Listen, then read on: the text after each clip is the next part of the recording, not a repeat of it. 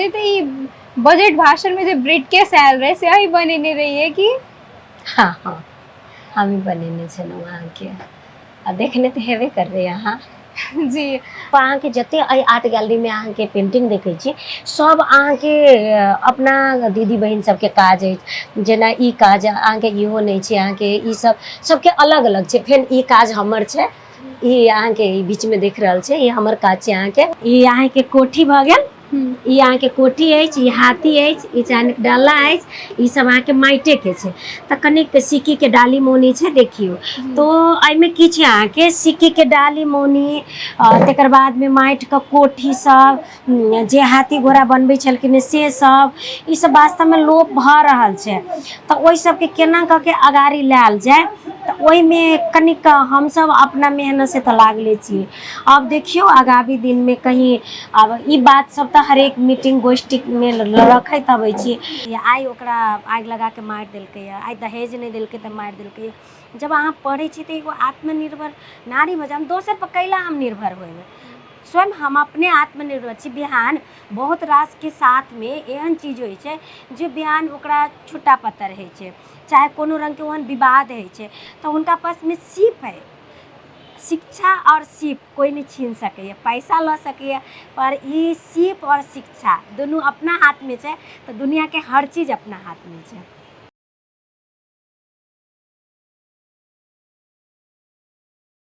नमस्कार दर्शकबिन हम स्नेहा निधि अपने सबके स्वागत करै छी मॉडल खबर में।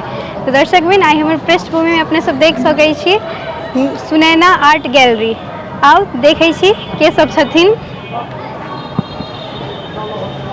जे तो ये बजट भाषण में जो ब्रीफकेस आयल रहे से ही बनेने रही है कि हाँ हाँ हम ही बनेने छलहुँ अहाँके आ देखने तो हेबे कर रहे अहाँ जी ई तो की कहै छै अहाँके उम्र से अपने से आयल छल कि उम्र से ऑफर किस आयल छल बनाबऽ के लेल ओहिमे केना छलै कि टाइम बहुत कम छलै लगभग बुझल जाउ जेना आइ बजेलकै तऽ 3 दिन मात्र रहै और हुनका पासमे 4 दिन रहै जे दिन बजेलखिन ओहि दिन लगा कऽ तऽ ओ हमरा प्रस्ताव रखलखिन जेना जे हम मंत्रालय बजेलखिन तऽ गेलहुँ हमरा कहलखिन सुनैना जी हमरा सबके ई योजना अछि जे अपने बुते कते संभव हेतै सब तरह से अपने के नाम कमेंट एलैए तऽ हम कहली से पहले अपने बतायल जाओ कि बनाबऽ के छै तऽ ओ कहलखिन से हम सब ब्रांडेड अटैची सब कीन के बाहर से अनबै छी तऽ हमरा विचार अछि कि अपने स्वदेश में कुछो ओहन है तऽ नीक हेतै तऽ किछु अपन आइडिया शेयरिंग होइ छै ने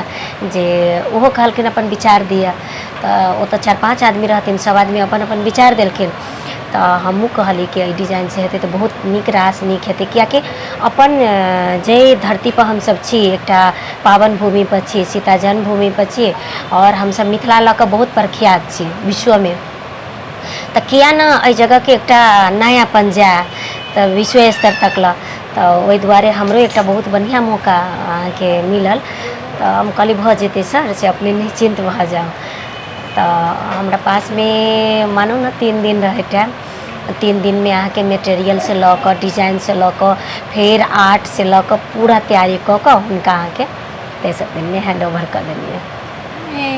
अहाँ सब 3 दिन में एते गेलिए ओहि पर की सब डिजाइन बनेने रही ओहि के ओहि पर अहाँके बहुत सबसे पहले तो एकटा विशेष बात रहे कि मिथिला के जे ओना तो ऐसे बहुत नीक नीक ब्रांड सब अछि पर हमरा सबके एकटा मिथिला ब्रांड से भी ज़्यादा अपन मिथिला के पहचान देवऽ के रहे तो सबसे पहले जे भूमि पर छी वही से जुड़ल सीता मैया से जुड़ल अहाँके तो सबसे पहले राम और सीता के धनुष तोड़लखिन से सीन आ प्लस स्वयंवर के सीन बनेलहुँ तकर बाद में अहाँके बॉर्डरिंग ओकर माछ से केलहुँ अहाँके कियाकि अपना सबके मिथिला में माछ बहुत शुभ मानल जाइ छै तब ओकर बॉर्डर छलै माछ के आ दुनू साइड से अहाँके जे गाछ रहे आ हाथी रहे देल एहि के लऽ कऽ जे बीतल दिन में अपना सबके कोरोना के टाइम में ऑक्सीजन के बहुत ज़्यादा अथी रहे जे एकदम मारामार घिचातानी होई तऽ इम्पोर्टेंट कते अहाँके गाछ वृक्ष छै से अहाँके सेहो दर्शायल रहे जे एहि साल से नया के शुरुआत में हमसब किछु पेड़ पौधा के सेहो महत्व देल जाए, नहीं काटू, से हमर एकटा उद्देश्य रहे। आ दोसर साइड में अहाँ के जे मतलब बजट के सेहो अहाँ के दृश्य बनायल है, जेमे मंत्रीगण सब छथिन, बहुत सभासद सब बैठल छथिन, ओहि में अपन बजट पास कर रहल छथिन, से दृश्य बनायल। आ नीचा में जे पैसा और पोटली, जे हमरा सबके पहले के दादी सब अहाँ के बटुआ रखे छले कि बटुआ में पैसा रखे छले, तो हम एक पोटली डिजाइन के बनेने छलहुँ, तो उ रहथिन अहाँ के। तो बहुत निक कलर अहाँ के रेड ज़्यादा प्रयोग रहे में, उनको सबके डिमांड रहे कि लाल होबे के चाहिए। तो ओना तो मल्टी कलर रहे, पर ज़्यादातर अपने देखने में रेड के काम छे, लाल के काम छे। अपना सबके पीला लाल बहुत शुभ मानल से हो जाए छे। तो ई अहाँ के 2025 के जे एकटा नया हुनका सबके बजट अथी छे, तो हमर एकटा अपनो सोच रहे, हुनको सबके सोच रहे कि एगो शुभ के प्रतीक अहाँ के मैसेज जाए, और ई प्रोग्राम ई अहाँ के 2 नंबर प्रदेश लगायत नेपाल के भी एकटा बढ़िया मैसेज जाए, से उद्देश्य से बनेले रही। मिथिला प्रदेश में से बात ना जी, तो ई अहाँ की बस एतबे प्रदेश एक तो मात्र नहीं चले थे, ग्लोबली भी बिजनेस अहाँ के चले कि केना?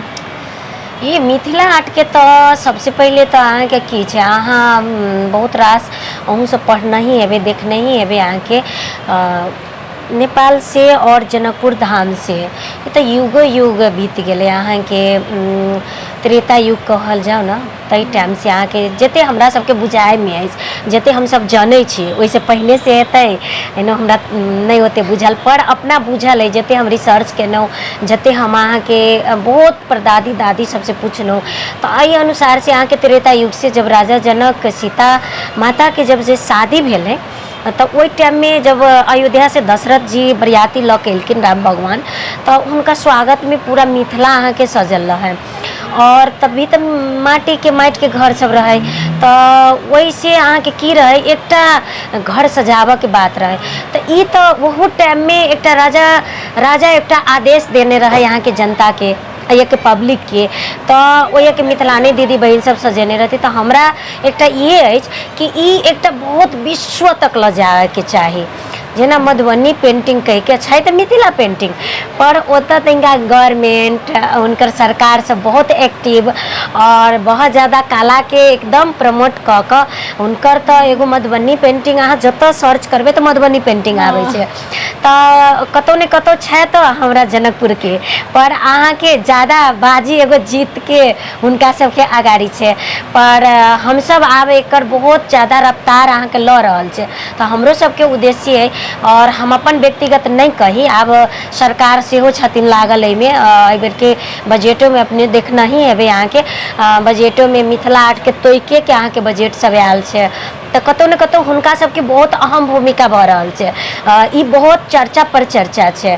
तो और ये बजट भाषण बैग के देखने में काठमांडू केंद्र में सेहो व्यापक न्यूज सब आयल छे, और हम सब बराबर देश विदेश में एकर कला के प्रचार प्रसार करते रहे छी, एग्जीबिशन द्वारा, तकर बाद में प्रदर्शनी लगा के वर्कशॉप क के, तो ई द्वारा सेहो अहाँ के प्रचार प्रसार है छे। तो अभी के युवा सब में सेहो अहाँ के जागरूकता अहाँ के जाग गेल छे। अहाँ के जे फिलहाल अहाँ देखने में बहुत पढ़ लिख कर जे हमार बौआ बुच्ची सब है वो सब मिथिला आर्ट सीख चाहे छे, तो एकर तो प्रमोटे कह पड़ते न, उनका सब में एक उत्साह जगले है। 4 बरस पहले हम अहाँ के कह दिए, 4 बरस पहले अहाँ के कुछ नहीं रहे होते चर्चा। लगभग हमरा क्षेत्र में 25 बरस भ गेल, और एहि क्षेत्र में जब जे हम ज्वाइन भेलूँ तब तक तो कतौ दूर दूर तक ओते चर्चा नहीं रहे। एक नारी विकास में रहे, पर वो सब सीमित कह कर ओते नहीं रहे कि हर एक ठाव में गैलरी होए, चाहे एना कोनो प्रोग्राम में खादा गमछा ले, तो एते नहीं रहे यहाँ के। पर एकरा जब जे हम सब जुड़ला के बाद में जब हम गैलरी स्थापना केनू हता, तकर बाद में 6-7 बरस तो बहुत मेहनत कर पड़े, प्रचार प्रसार करला। आही ठाम के पब्लिक दाजू बहन दीदी बहन सब कहूँ ना, वो सब कहे बोले से झूठो फूसो के खोलले छे, ऐसे की हेते कह के बहुत विरोध। और अभी देखियो कि वही लोग सब, वही दीदी बहन सब जे अत के बेटी पुतौह, अत के सब आदमी सब अहाँ के एहि के ल के दोसरो जगह खुल रहल छे, सीख रहल छे, ट्रेनिंग चल रहल छे, सरकार ध्यान दे रहल छे। तो ये सब बहुत बड़का आगाड़ी के बात छे ना। तो सब आदमी आब अहाँ के सक्रिय भ गेल छे एमे। तो कतौ के तो अहूँ के लागत कि एकर उद्देश्य एकर लक्ष्य बहुत बढ़िया छै भविष्य अगाड़ी बढ़ि रहल छै ने अपन एकदम। मिथिला के आर्ट से बहुत नीक बात। अहाँ जे कहली बजट के तो की केना बजट सरकार मिथिला आर्ट के लेल निकालने एहिमे जेना हमरा कनिक हमहूँ सुनने रहिए बजट भाषण जब भी रहे है तो एहिमे केना छै देखियो सौंदर्यकरण के लागी निकालने छै वाल सबके लागी निकालने छै तालीम गोष्ठी के लागी निकालने छै। आब किट के कोन कोन मंत्रालय में छै हम ओते डिटेल्स में हमरा नहीं बुझल है कियाकि हम मंत्रालय से बहुत कम टच में रहे छी। हम अभी तक ल सच्चे कही दी तो या जते सरकारी निकाय छै हम वही से बहुत बहुत बहुत मिनिमम हम अहाँ के काम उनका सबसे केने छी। अब ये लगभग अहाँ के 30 लाख 35 लाख 20 लाख एना एना के काज जनकपुर में भ रहल छै। तो इहो जरूरी नहीं छै कि हम ही करबे सब जगह कियाकि हम तो एकरा पब्लिक के लिए तो हमर तो ये उद्देश्य छै कि अभी वाला आबे के पीढ़ी सब और जे दीदी बहन सब पहले से जुड़ल छै उनका सबके मौका मिले के चाहिए तो वो सब कर रहल छथिन तो कतौ न कतौ तो वो आगाड़ी बढ़ रहल छै। तो वहीने रास काम सब अहाँ के आयल छै अहाँ के और अभी अहाँ के शायद बुक नहीं आयल छै जे अहाँ के बजट वाला बुक सब हेतै तो ओहि सब में बहुत रास बात सब हेतै तब क्लियर हेतै ये चीज सब। ये तो जेना ही अहाँ के ई अपने से बनेने छै कि केना नहीं अहाँ के एहि आर्ट गैलरी में हमर बहुत कम मिलत पेंटिंग और हमर कलाकार दीदी सबके अहाँ के ज़्यादा मिलत कियाकि हमर एकटा जीवन के एकटा लक्ष्य है कि हम अपन ज़्यादा से अब हमरा देखते हेबै कि मार्केटिंग के लागे हम ज़्यादा मेहनत करै छियै और हम अपन व्यक्तिगत के लागे नहीं करै छियै कियाकि यदि हम व्यक्तिगत सोच रखतौ तो हम अमेरिका गेलहुँ जापान 6 बेर गेलहुँ तो हम अपन खुद के पेंटिंग सेलिंग कऽ कऽ और पैसा कमा कऽ हम ओतऽ सेटल भऽ सकै छलहुँ। पर एहि जगह पर अहाँ के जते एहि आर्ट गैलरी में अहाँ के पेंटिंग देखै छी सब अहाँ के अपना दीदी बहन सबके काज अछि। जेना ई काज अहाँ के इहो नहीं छै अहाँ के ई सब सबके अलग अलग छै फेर ई काज हमर छै ई अहाँ के ई बीच में देख रहल छै ये हमर काज छै अहाँ के ओइ में कथी सबसे मतलब जेना बच्चा छै एकटा माँ छै गोदी में बच्चा हाँ अहाँ के हम एहिमे कनि बतबै छी। ई जे अहाँ देख रहल छियै एकटा अहाँ के सीता बुझू ना जी सीता जी छथिन जब जे राजा जनक लेलखिन अहाँ के तो सुनैना के हाथ में देलखिन सुनैना मतलब सीता के माता के हाथ में देलखिन तो उनका उ एकटा हुनका निहार के प्यार करै छथिन से दृश्य अहाँ के बनायल छै अहाँ के। और अहाँ ओतऽ देखने हेबै कलर कॉम्बिनेशन हमरा मिथिला में की होइ छै कलर के भी महत्व छै अहाँ के जे कलर रंगी बिरंगी से अहाँ के जीवन खिल उठै छै। हमर जीवन एहने रंगी बिरंगी होय कहि के एकटा सेहो सिंबल अहाँ के ओहिमे बनायल गेल छै। और अहाँ के तो बुझले हैत एहिमे सिंदूरदान के छै अहाँ के और माछ के छै जे माछ अपना सबके मिथिला में बहुत शुभ मानल जाइ छै जे जतरा बनै छै तेहने कके हरिण बहुत रास पुरान स्टोरी कथा बनै छै अहाँ के हम ओतऽ लऽ जायब जे अहाँ ओ देखबै छी हम एकटा देखियौ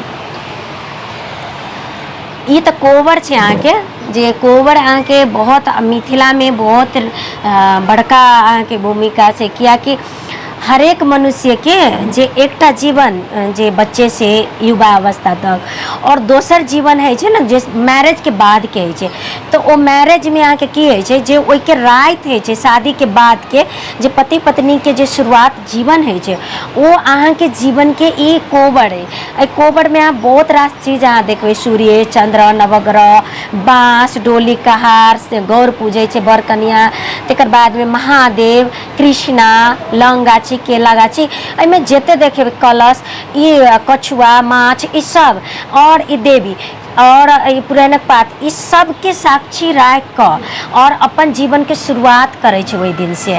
तो ई अहाँ के ई कोबर के ई अहाँ के महत्व छै एकटा मनुष्य के जीवन के एगो दोसर पार्ट छै अहाँ के जे हुनकर भगवान आइ से हम अपन दोसर जीवन शुरू करे छी अहाँ सबके साक्षी राख के हम जीवन शुरू करे छी से अहाँ के एकर अपना सबके पौराणिक महत्व छै अहाँ के।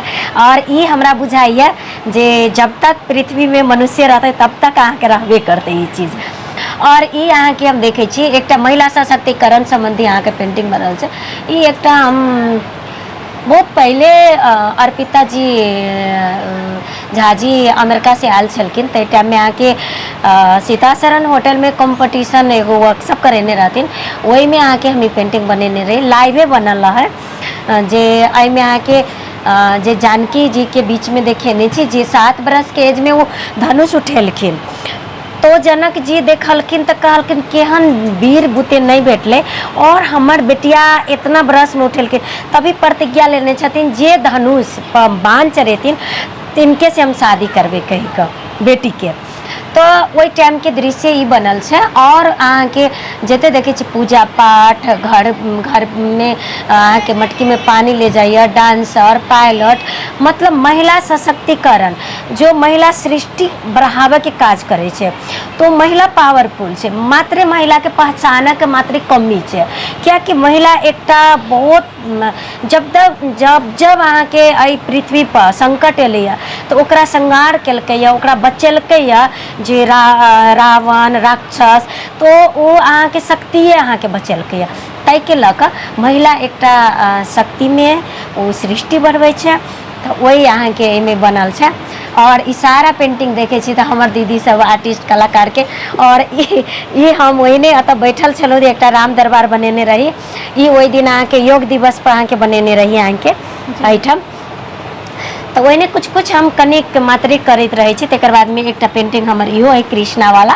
बाद बाकी यानी सब जते देखे छी एतऽ सब हमर अतः जते कलाकार छे, इहो नहीं छे कि सुनैना मिथिला आर्ट गैलरी में जतबे कलाकार छे ओकरे काम छे, बाहर के कलाकार सब सेहो अहाँ के अपन कलाकृति राख सके। में गैलरी के मेन उद्देश्य उहे है कि व्यक्तिगत अपन पेंटिंग मात्र नहीं प्रदर्शन करू, अहाँ जते कलाकार चाहे कि हम एहिठाम अपन कलाकृति राख सकै छी, अहाँ हुनकर राय के प्रदर्शनी कऽ सकै छी अहाँ, तभिए अहाँ गैलरी मतलब एहि जगह पर कनिक इहो सोच है कि गैलरी फलना आदमी के तो फलने आदमी के अथी कहि कऽ, तो अहाँ कलाकार छी, अहाँ चाहे छी कि सुनैना दीदी हमहूँ अपन पेंटिंग राखऽ चाहे छी, तो मजा से अहाँ अपन डिस्प्ले कऽ सकै छी, राख सकै छी।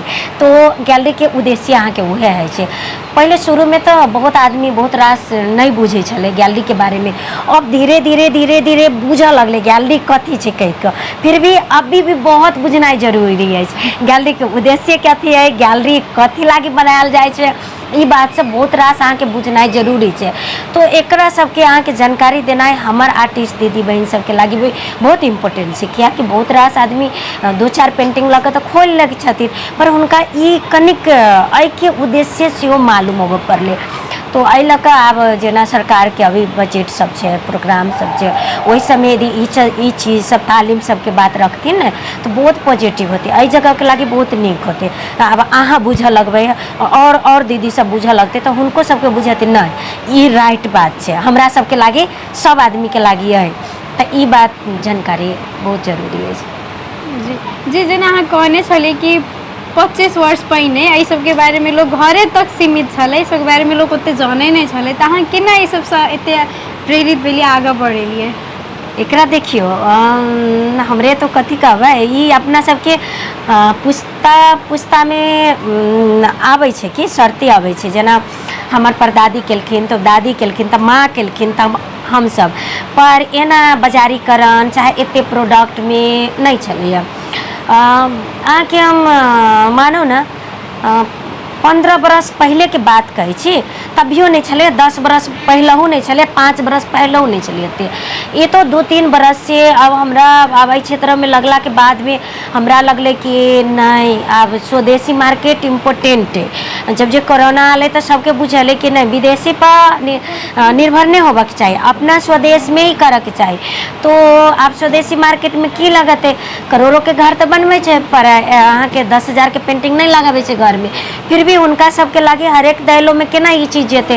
तो एकरा दुपट्टा में होय चाहे साड़ी में होय चाहे बेडशीट में होय चाहे घर के डेकोरेशन चीज सब में होय, वही चीज सब में धीरे धीरे करते गेलहुँ, और ये चीज अहाँ के सोशल मीडिया थ्रू लबैत गेलहुँ, तो एक दोसर अब तो एक दोसर से जुड़ल रहे छै सोशल मीडिया से, तो एना कह के अहाँ के प्रमोट भेले। तो अब आई हम केलहुँ, बिहान अहाँ केलहुँ, परसू उ केलखुन, तो एहने कह के अहाँ के ई चीज अब अहाँ के बहुत बढ़ि गेलै। शुरू में मिथिला आर्ट में बैग कहो या साड़ी कहो या अभी देखो ना बंडी सब हम अथी केलहुँ खादा सब केलहुँ तो ई सब अभी बहुत निम्न मात्रा में है। तो शुरुआत तो कतौ ने कतौ तो करऽ पड़े हमरा आ शुरुआत कर देलहुँ तकर बाद में फॉलो बहुत आदमी करे छै, नहीं करे छै से बात। वैसे हमरा ई व्यक्तिगत कोनो रंग के तकलीफ नहीं निक लागे छै कि हाँ आखिर में ई चीज शुरू केलहुँ तो दोसर आदमी करे छै तो कमती में कतौ न कतौ आय आर्जन के स्रोत बढ़े छै। और हम तो यह रिक्वेस्ट करबे कि कोई भी कलाकार करे छै एहि जगह पर उनका प्रमोट करू, अहाँ सब उनका सहयोग करू, जे वैसे की होते मनोबल बढ़ते आत्मनिर्भर हेते तो बिहान और दीदी सब हेते क्षेत्र में। तो एहि लऽ कऽ अहाँ के हमर यदि हम चाहतौ तो ये चीज़ के लुका के रखतौ तो लुका के ने एकरा हम सब ओपन केलहुँ कि एकरा जते अहाँ के पब्लिक करबै तते बढ़िया एहि समाज के लागी एहि ठाव के लागी हमरा मिथिला के लागी हेतै। तो वही उद्देश्य से भी काज करै छी। जी जी तो जेना अहाँ तो ई बाल्टीन सब पर बनेने छियै, बहुत सुंदर सब लागि रहल छै। तो ये सब के मतलब अहाँ सब कैटा महिला के अहाँ के तो नहीं है ना, आरो महिला सब के तो कैटा महिला सब के तो में अहाँ के लगभग अभी तो 15 आदमी है, तकर बाद में लॉकडाउन से पहले 25 आदमी रहे। पर लॉकडाउन एहन भ गेलै कि बुझू न कारण बस हमरा 10-12 आदमी के हुनका अब अभी ताले छोड़ू जे जे कनिक पढ़ल लिखल ज़्यादा छलैया जे बाहर कमा सके छले दूसर क्षेत्र में उनका सबके तत्काल अथी केलहुँ रोकलहुँ। आ जे सब एकल महिला जेकरा निम्न वर्ग के जे बहुत गरीब उनका सबके नहीं हटेलहुँ एहि के लऽ कऽ नहीं कि उनका सबके पैसा देवऽ पड़लै, बैसा के राखऽ पड़लै। उरास बहुत ज़्यादा पेनफुल अहाँ के जर्नी रहल अहाँ के लॉकडाउन कोरोना टाइम। और बुझू ना अते लेवल से पूरा नीचा आबि गेलहुँ जी हमर लाखों लाख के पैसा हमर बाहर फंस गेलै। तो टाइम में भी नहीं छोड़लहुँ एकरा कि नहीं माता रानी सबके एकटा आशीर्वाद के कृपा से और फिर धीरे धीरे अब हमर तो एक एक उद्देश्य है कि पुनः जिनका सबके हम कहलहुँ कि छोड़ दूँ उनका सबके फिर आबू अहाँ अब ट्रेनिंग सब चलबै छी उनका सबके अभियो अपने एनौ तो देखलहुँ वो आयल छलै तो उनका सबके और जोड़ऽ चाहै छी हम कि अहाँ सब जोड़ू अहाँ सब और अहाँ सब पेंटिंग बनाबू अहाँ सीखू। हम एहि बीच में 1 महीना के फ्रीओ अहाँ के चलेने छलहुँ क्लास। हम अपन जर्नी में लगभग चाहैत रहै छी कि जे पिछड़ल छै जे बहुत हुनका दिक्कत छै अहाँ के पैसा के हुनका सबके हमरा बुते फ्री है छै तो हम फ्रीओ करै छी अहाँ के से। तो जेना अहाँ ई की कहै छै मतलब अहाँ जे ओतऽ गेल छलियै अहाँ विदेशो सब जाइ छै कि केना मतलब जाइत हेबै ने तो ओतऽ के अनुभूति अनुभव सब केहन है? विदेश में तो एना छै देखियो सबसे पहले हम 2016 में गेलिए अमेरिका। तो विदेश में केना छै कि जे टाइम में 2016 के बात कहिए नेपाल में हमरा ओते बढ़िया जकर मिथिला आर्ट के महत्व ओते नहीं दे जे टाइम के बात हम कह रहल छी।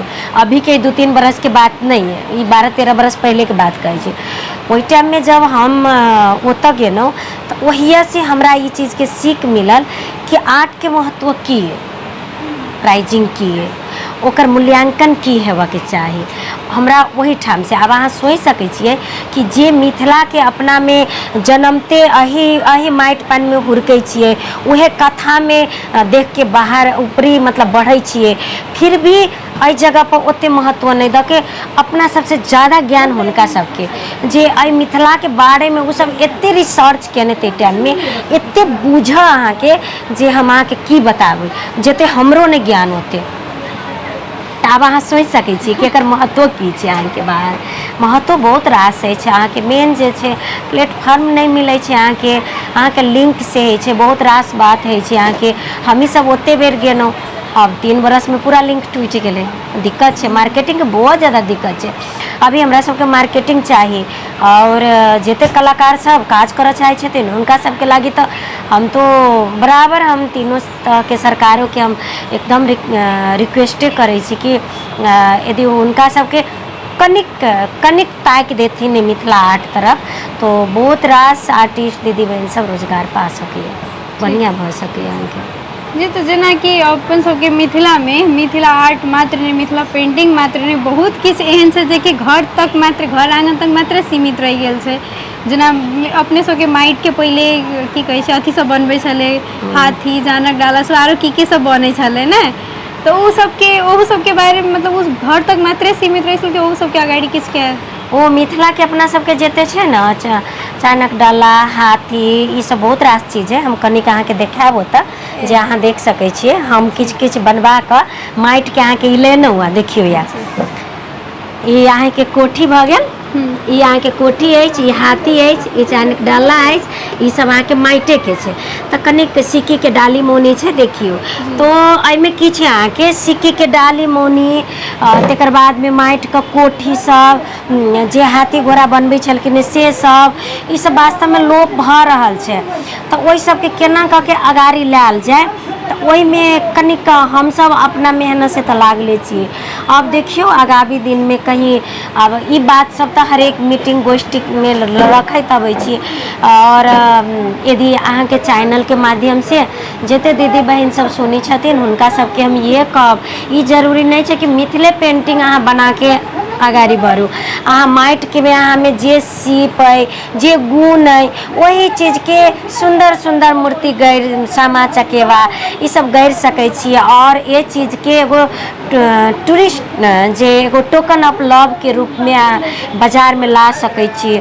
जे अपना सबके सिक्के के डलिया कोठी उ सब भी बना के अहाँ सब मार्केट में ला सकै छी। ओतबे नहीं जे अपना पंखा सब है चले गहूम के डाँट का उ सब के भी ला सकै छी।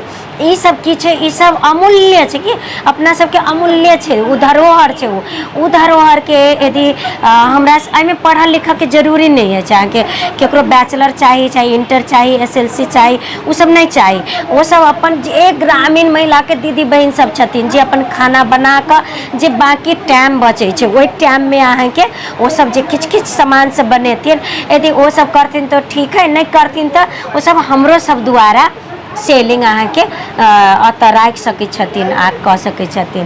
तो एहने करके बढ़ते अहाँके बहुत नीक है। तो यहाँ के तो देख सकते पोटली सब में से बनेने छै कुर्ता सब। हाँ वो साड़ी सब छै, बैग सब छै, देखियो अहाँ के एहिमे अहाँ के सुपा सब में देखैत हेबै जे देखियो यहाँ ई अहाँ के पाग अछि, देखियो ई अहाँ के पाग अछि, ये अहाँ के देखियो ई पाग अछि अहाँ के। और अहाँ के गमछा कुर्ता देखियो, कुर्ता छै जेंट्स कुर्ता छै, ई अहाँ के बंडी छै, देखियो ई बंडी छै अहाँ के। तो एना करके अहाँ के बहुत रास चीज सब छै, गमछा छै, साड़ी छै अहाँ के, पोटली सब छै अहाँ के, मिरर छै। तो ई सब साड़ी छै, ई जते देखे छी ना ई सब साड़ी सब छै। और स्कूल बैग छै, देखियो स्कूल बैग छै, लैपटॉप बैग छै अहाँ के, बंडी सब छै अहाँ के, बहुत रास चीज सब छै एमे। ई सारा चीज हैंडवर्क छै अहाँ के, हैंडमेड छै, हैंकी सब छै, ई सब अहाँ के सब हैंडमेड छै। और खादा अपना सबके पाहुन के स्वागत करे के लागी ई खादा सब सेहो छै अहाँ के। तो ई सब सब अहाँ के अथी केलहुँ। तकर बाद में पेंटिंग हम देखाइए देलहुँ, दुपट्टा शॉल डमी में लागल छै। और ई सब सेहो देखैत हेबै। तो ये सब छै अभी अपना सबके पब्लिक में की मांग छै, कोई चीज चाही वो चीज सब हम सब बराबर अपडेट रहे छी कि चीज सब होई। और ज़्यादा से ज़्यादा यदि हम सब चाही तो हम सब स्वदेशी यूज करी ना, तो हमरा बुझाए बहुत रास दीदी बहन सब और दाजू भाई सब के काम मिलते, भैया सबके काम मिलते। जते बेरोजगारी के अतः अभाव छै ना, यदि अपना देश में यदि कर जेना देखू ना अभी खाना के संतोष जी के कते बढ़िया मैसेज छै, उनका खाना के लऽ कऽ तो विश्व स्तर तक ला आब उनकर नाम कते बढ़िया छै। तो एकटा खाना मिथिला खाना के लऽ कऽ तो किया नहीं अहाँ अपना प्रोडक्ट लऽ कऽ जे अपना तिलौरी कुम्हरौरी देखियो कते बढ़िया, अहाँ वही के व्यापार कर सकै छी, अहाँ पापड़ के कर सकै छी, अहाँ आर्ट के कर सकै छी, अहाँ मिट्टी के कर सकै छी, अहाँ ला चूड़ा के कर सकै छी। बहुत रास चीज छै, ई एहिमे अपन काज करऽ में कोई लाज नहीं छै अहाँ के। एहिमे कुम्हार के अभी जे मिट्टी के चीज बनै छै ओ एते बढ़िया बढ़िया बनै छै अहाँ के। बाहर हम सब विजिट केलहुँ, यदि अपना सबके अतः भऽ जाए गजब भऽ जेतै अहाँ के। कथी कहै छै ओ राइस कुकर से लऽ कऽ कढ़ाई से लऽ कऽ हर चीज। तो ई सब देखियो तो रोजगार के कमी नहीं है। आदमी के सोच के मात्र कमी है। यदि सोच अहाँ राखब नीक न तो बहुत रास काम छै अहाँ के। नहीं तो जेना अहाँ तो ई चूड़ी लहठी सबके सेहो नहीं, मतलब सब चीज पर अपन मिथिला के अथी चढ़ा। ये अहाँ के बता दी, ई सिक्की अछि, देखियो हाँ ई सिक्की के में बनल छै और ये हम नहीं बनेने छियै। हाँ ये अहाँ के ये सिक्की में बनल छै, देखियो अहाँ के, और ई कते नीक छै अहाँ के। तो हम सब सिक्की के जे डलिया मुनी बनबै छियै ओकर ज्वेलरी सब सेहो छै अहाँ के, ज्वेलरियो सब हम देखा सकै छियै। बहुत नीक अहाँ के ई अहाँ के लगै छै। इयररिंग कान के सेहो अछि, कानों के अहाँ के बाली सब एते बढ़िया हल्का हल्का छै अहाँ के। और ई जग सब में छै, कैतली सब में छै। और एनी तो नहीं देखेले, देखियो या वुड वाला छै सेहो। हम अहाँ के कनिक देखबै छी कैमरा एनी कर, देखियो कलछुल छोलनी देखे छियै, टी कोस्टर ट्रे ई सब किछु अहाँ के छै। और बाली सब छै वो सिक्की के ओहिमे। एक बेर अर्थ तो ई छै जे देखो ओहि में अपन आर्ट के देखा सकै छियै ने। हाँ एकरा एहिमे अहाँ के, हाँ एहिमे की छै कि हम अहाँ के शुरू में नहीं कहलहुँ हँ कि आर्ट के कोनो अथी नहीं छै। अहाँ जेना घर में बानू न, पहले अपना सब शुरुआत में जे अहाँ अपना मम्मी से एक बेर पूछबै जे ओ सब के काम खत्म भ जाय छलै तो कलर लऽ कऽ बेडशीट सब टेबल क्लॉथ सब बनबै छलै ने, ओकरे तो निखार के अहाँ के कनिक मेहनत कऽ कऽ ई सब बनल छै अहाँ के। तो ई अहाँ के अभी के कला नहीं छै अहाँ के, अगाड़ियो कहनो ई तो अपना सबके पुरखौली छै, पितृक अहाँ के छै अहाँ के। ओ कहियो ब्रश अगाड़ी त्रेता युग बताबू। तो ई सबके बहुत रास चीज छै अपना सबके ग्रामीण में जे चीज लऽ कऽ हम सब अगाड़ी बढ़ि सकै छी अहाँ के। अहाँ पूछे छलहुँ हमरा आइडिया, ई अहाँ के बहुत ज़्यादा अथी नहीं छै, ई नारियल के अथी छै और वैसे अहाँ के बनायल गेल छै बैम्बू दऽ कऽ, बाँस का। और ई अहाँ के मिट्टी सीमेंट से बनेने छियै, किया पूरा मिट्टी से सेहो बनि सकैए, पर अहाँ के मिट्टी आ सीमेंट अहाँ के दऽ कऽ अहाँ के बनल छै। जे एहिमे सीता के जन्म से लऽ कऽ और हुनकर डोली कहार तक लऽ के कथा छै, ओकर बाद में राम दरबार सेहो बनल छै एहिमे। और ओहि साइड में विलेज सीन बनल छै ग्रामीण परिवेश के। तो एहि सब कलर हेतै ने तो निखर के अतै एहिमे। तो अभी गर्मी छै ताहि के लऽ कऽ। और ई कलश देने छी अहाँ के, एकटा कलश के बहुत नीक शुभ मानै छै, ताहि दुआरे हम कलश पे ही अथी केने छियै। कनिक हमरा नीक लागल कि नेचर एहिमे छोट रूम छै तो छोट रूम में कनिक डेकोरेशन करी। सब चीज बहुत सुंदर है। अहाँ तो सही में बहुत महिला के बहुत प्रेरित कर रहल छी, महिला सशक्तिकरण पर का बहुत प्रेरणा के बात है एहिमे। हाँ एकरा कियाकि बहुत रास अहाँ देखैत हेबै कि द्वंद हिंसा, तकर बाद में दहेज प्रथा, ई सब रास जते चीज है न, तो एके गो एके वजह छै अहाँ के जे महिला आत्मनिर्भर नहीं है। अहाँ के रोजगार मुक्त छै, रोजगार नहीं छै उनका हाथ में, ताहि के कारण से ओकर मूल्यांकने नहीं छै अहाँ के काम के। घरेलू काम के तो कोनो तुलना नहीं छै, कोनो मूल्यांकन नहीं छै। तो किया नहीं हम एहि चीज सब से घर के अपन परिवार के देखते हुए कुछ अपनों लागे काज करी। एगो कहावत से कुछ पल अपनों लागे, तो ओहि के लऽ कऽ अहाँ के ई छै जे ओहि में हुनका अपनों अच्छा लगते, स्वास्थ्य के दृष्टिकोण से भी और एकटा आत्मनिर्भर दृष्टिकोण से भी, और एकटा जो मानसिक तनाव मुक्त किस्म से भी हमरा लगैए जे 3-4 गो जे बहुत ज़्यादा जे कहते पितृक सोच है, फलना है, पुरुष प्रधान देश है, ये सब कुछ नहीं है के। सिर्फ जे हरेक महिला दीदी बहन सब जे रोजगार भऽ जाए, जे उ काज में लाग जाए तो कुछो नहीं छै, सब ठीक छै। से मतलब हमर सोच अनुसार के हम अपन अनुभव एकटा सुनेलहुँ हँ जे बहुत रास दीदी सबके हम देखलहुँ हँ कि आइ ओकरा आगि लगा के मारि देलकै, आइ दहेज नहीं देलकै तऽ मारि देलकै। जब अहाँ पढ़ै छी तो एगो आत्मनिर्भर नारी भऽ जाए, हम दोसर पर कैला हम निर्भर होइमे, स्वयं हम अपने आत्मनिर्भर छी। बिहान बहुत रास के साथ में एहन चीज होइ छै जे बिहान ओकरा छुट्टा पत्ता रहै छै, चाहे कोनो रंग के ओहन विवाद होइ छै तो उनका पास में सीप है। शिक्षा और सीप कोई नहीं छीन सके, पैसा ला सके, पर ये सीप और शिक्षा दोनों अपना हाथ में है, तो दुनिया के हर चीज़ अपना हाथ में है।